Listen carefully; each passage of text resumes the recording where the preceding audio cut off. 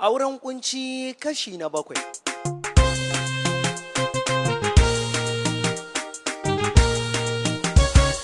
Assalamu alaikum wa rahmatullah masu sauraronmu.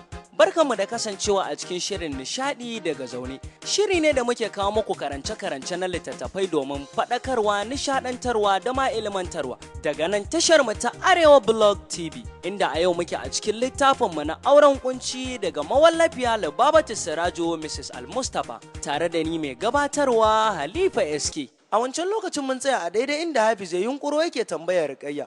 Rukayya, wai kina so ki faɗa min cewa Halima tana son Yusuf? Nan ne muka tsaya kuma yanzu za mu ɗora mu ci gaba.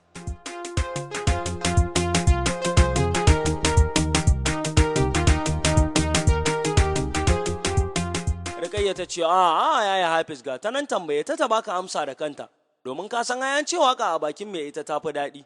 Ta dubi Mustapha ta ce, to yaya Mustapha ma iya ba su wuri su tattauna matsalar su ko?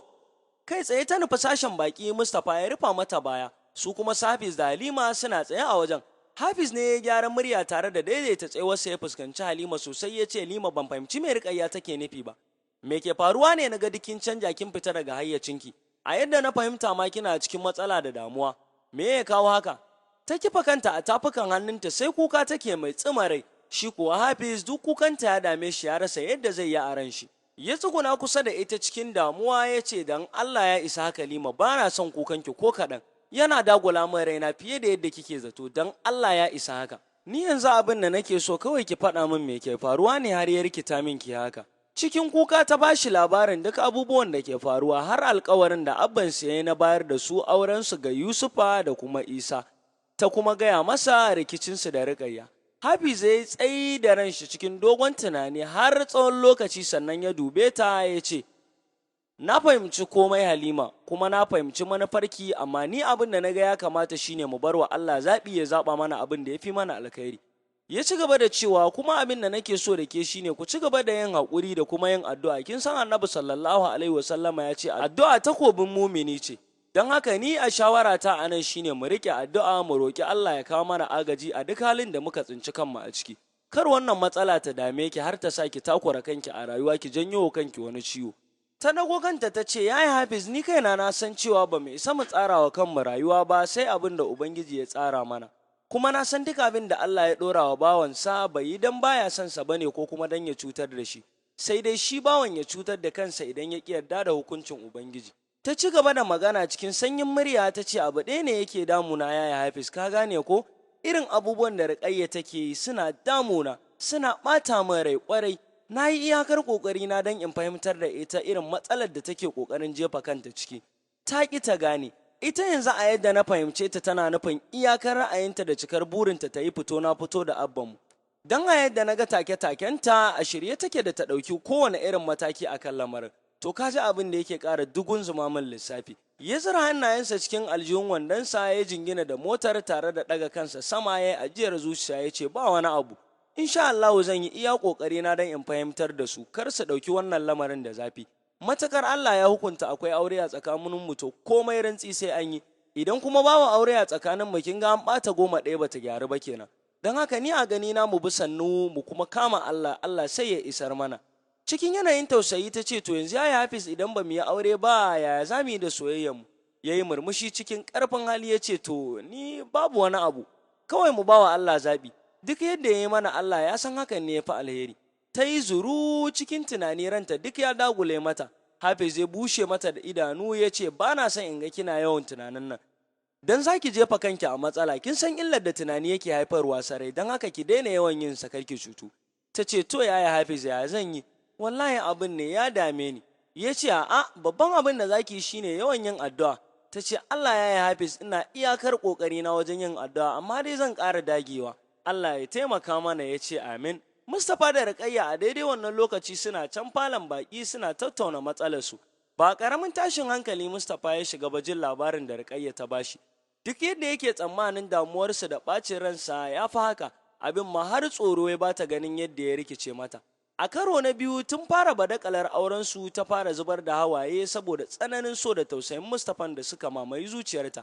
Ganin halin da take ciki shi ma Mustapha ya ƙara rikicewa, ya taso daga kan kujerar da yake zaune ya zauna akan hannun kujerar da take zaune. A karo na farko ya manna ta a jikinsa cikin kyakkyawar runguma yana shafa bayanta, ya sanya ɗaya hannun ya lallafo haɓarta yana lashe hawayen nata. A hankali ya ci gaba da shafarta, shaidan yana ƙara musu huɗuba yana tunzura su, har suka manta a matsayin da suke na saurayi da budurwa. Ba tare da dogon tunani ba ya lalubi harshenta ya manne bakunansu waje guda. Hankalin Mustapha ya fara gushewa daga jikinsa jin kasancewar a halin da suke ciki. Don shi Mustapha Allah ya halicce shi mutum ne mai tsananin buƙatar mace, yana da girman sha'awa. Inda Allah ya taimake shi ko da sha'awar ta bujiro masa sai ya haɗi tablet mai kashe sha'awa. Don shi tunda Allah ya yi shi babu abin da ya tsana a rayuwarsa irin zina. Tunda yake bai taɓa yadda irin haka ya haɗa shi da irin kowace irin mace ba, don shi mutum ne mai kyama kuma a duniya ya tsani mazinaci. Sun jima a cikin wannan hali sai can Mustapha ya fara fahimtar halin da suke ciki, ya yi hanzarin janye jikinsa daga nata. Ya faɗa kan kujerar yana mai da numfashi. Rukayya ko duk kunya ce ta lullube ta, ta rasa yadda za ta yi ta haɗa ido da Mustapha. Sai kawai ta kife kanta a cinyarta ta kasa ɗagowa balle su haɗa ido. A haka dai suka yi alkawarin za su yi wa kansu gata, don kuwa ba za su yarda a raba su ba. Alal hakika sun fi ƙarfafa wa kansu gwiwa akan shawarar da suka ƙarfafa wa kansu. A haka suka baro falon suka nufi harabar gidan, inda suka cimma Hafiz zaune a cikin mota ya kifa kansa a stiyari, da alama ya zurfafa a tunani. Mustapha ya dan wangwasa gilas ɗin motar a lokaci guda kuma ya buɗe murfin motar ya zauna bayan sun yi sallama da Rukayya tana ɗaga masa hannu har ta shiga gida. Hafiz ya juya ya kalli Mustapha ya ce, ka san ku har na fara tunanin na wuce in ka fito ka biyo ni? Tun bayan tafiyar Halima na baku wajen minti 15 baka fito ba. Na neme ka a waya na ji ka rufe. Kafin Mustapha ya yi magana, Hafiz ya sake kai dubansa a fuskarsa, wannan lokacin kallon tsaf ya yi masa, wanda ya haddasa wa Hafiz mummunar faduwar gaba ganin abin da ya gani a cikin fuskar Mustapha. Cikin bacin rai Hafiz ya juyo ya dubi mudubin motar ya ce wa Mustapha, dubi kanka a mudubi, me ya alebanka da kumatunka? Mustapha ya kalli fuskarsa a mudubi, tsoro da razana ya bayyana a fuskarsa a lokaci guda. Kunyar Hafiz ta lullube shi kwarai, ya kasa haɗa ido da shi, har shi ma Hafiz ɗin ya fahimci halin da ya shiga.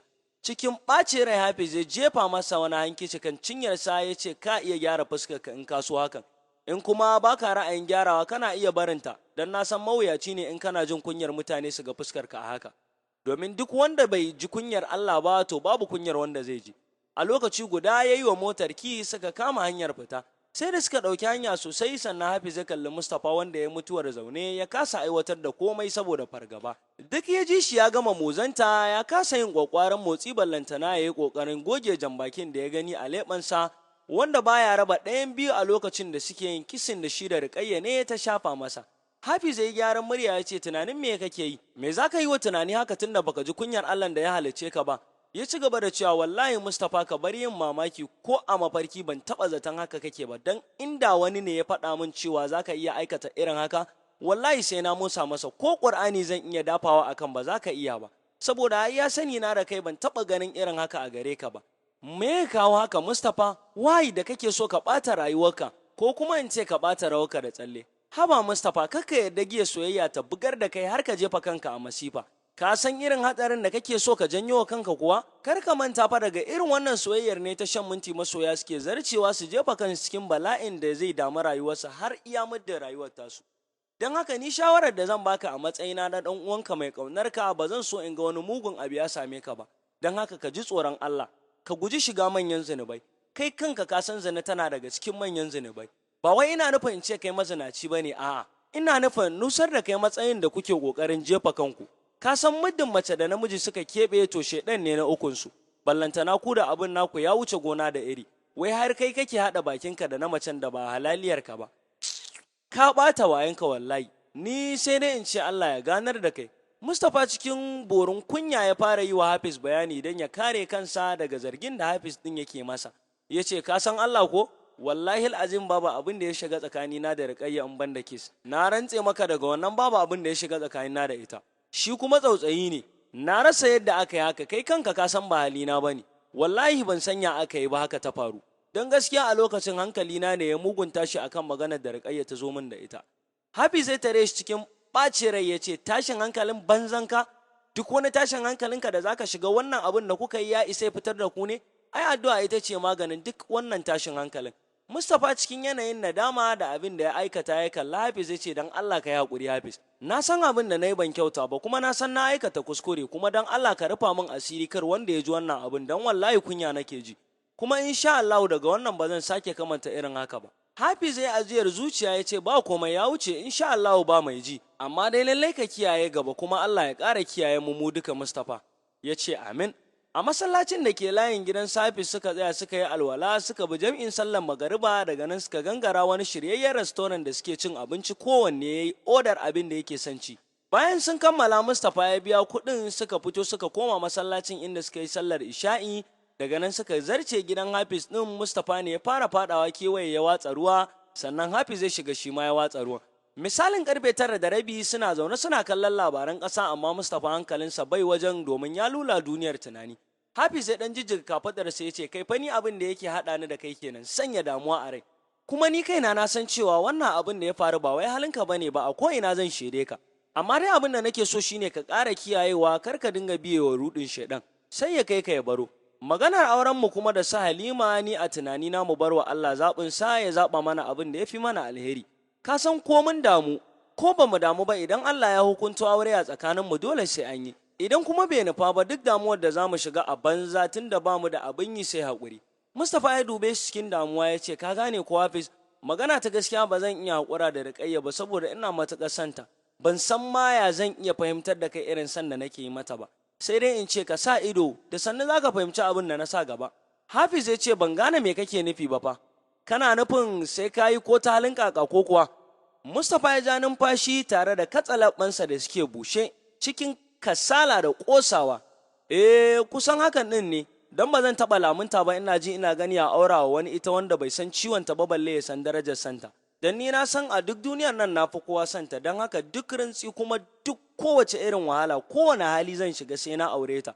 Ko da zan rasa raina a dalilin aurenta babu fashi a ƙudurina. Shi kam Hafiz kawai kallon shi yake yi ya rasa bakin magana ya rasa yadda zai kamanta Mustapha shin a wani babi zai fassara shi. A mai hankali ko kwa mara hankali. Ya kalle shi ya girgiza kai ya ce Allah ya ganar da kai gaskiya don ni na fahimci cewa har yanzu tunaninka da hankalinka ba su gama dawowa jikinka ba. Shi yasa kake da wannan sambatun marasa tushe ballantana makama. Mustapha ya kwanta sosai a jikin kujera ya tallafi kansa da hannayensa tare da miƙar da hannayensa bisa kan ɗan teburin da ke tsakiyar kujerun falon.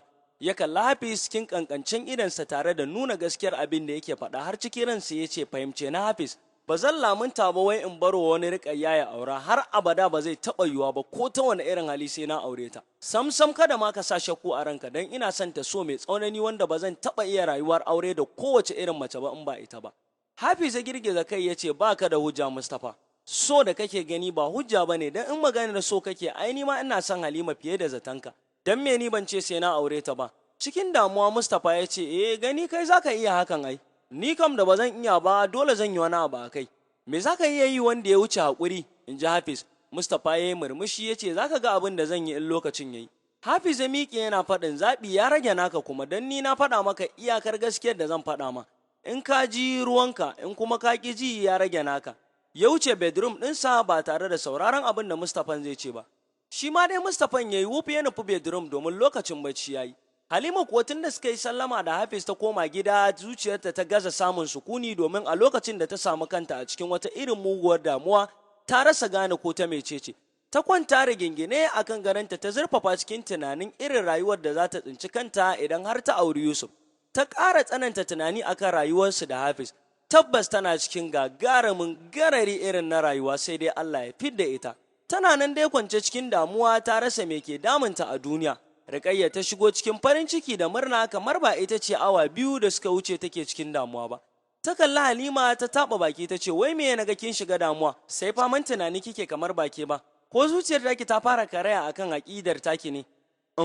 Ni dama na san wahala kika ɗaukar wa kanki da kika ce kin amince da auren wannan ɗan iskan. Wai ki a dole sai kin faranta wa Abba. Halima ta kalle ta ce to ko kina dautin ne akan cewa ba zan iya yi wa Abban biyayya ba. To in kina shakka ki daina. Ko wuta Abba ya ce in shiga to zan shiga ballantana wata wahalar duniya.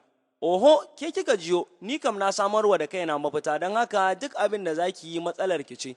Bai dame ni ba Ta juya ta fada cikin kewayen ɗakin su. Ta ɗauro alwala ta zo ta gabatar da sallar magariba. Halima ko da yake ba ta fashin sallah tasbaha ce a hannunta tana ta hailala.